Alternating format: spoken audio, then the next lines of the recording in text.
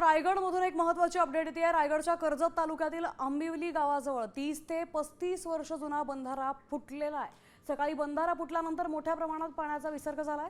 भात शेतीचंही यात मोठं नुकसान झालंय, तर एका बंगला प्रकल्पातील घर पाण्याखाली गेलंय। आपले प्रतिनिधी विशाल चौने आपल्या सोबत आहेत। विशाल, नेमकी काय परिस्थिती आहे कर्जतमधली? तर आंबिवली गावाजवळचा जो आहे हा जवळपास 35 वर्ष जुना हा बंधारा जो आहे तो सकाळी 7 वाजण्याच्या सुमारास जो आहे तो फुटलेला आहे। यामुळे मोठ्या प्रमाणावर भात शेतीचं जे आहे ते परिसराचं नुकसान झाल्याचं पाहायला मिळतंय। सुदैवाची बाब एवढीच म्हणावी लागेल की गाव जे आहे ते वरती टेकडावरती वसलेलं आहे, त्यामुळे गावामध्ये पाण्याचं पुराचं जे पाणी आहे ते कोणत्याही प्रकारे शिरलेलं नाही। मात्र आजूबाजूच्या परिसरामध्ये जी भात शेती आहे त्या भात शेतीचं मोठ्या प्रमाणावर नुकसान झाल्याचं आपल्याला दिसून येतंय। त्याचबरोबर गावाकडे जाणारे जे रस्ते आहेत तर त्याचा संपर्क जो आहे तो पूर्णपणे तुटलेला आहे।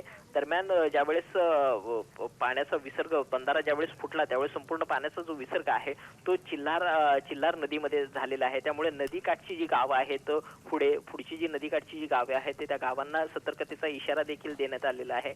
दरम्यान ही संपूर्ण पाणी पातळी ज्यावेळेस कमी होईल त्यावेळेस नेमकं किती नुकसान झालेलं आहे हे स्पष्ट होईल। मात्र सध्या यंत्रणा जी आहे ती तिथली अलर्ट मोडवरती गेल्याचं आपल्याला दिसून येत आहे। विशाल, धन्यवाद आपण दिलेल्या सविस्तर माहितीबद्दल। आपण पाहतोय आंबिवली गावात आता धोक्याची परिस्थिती निर्माण झालेली आहे।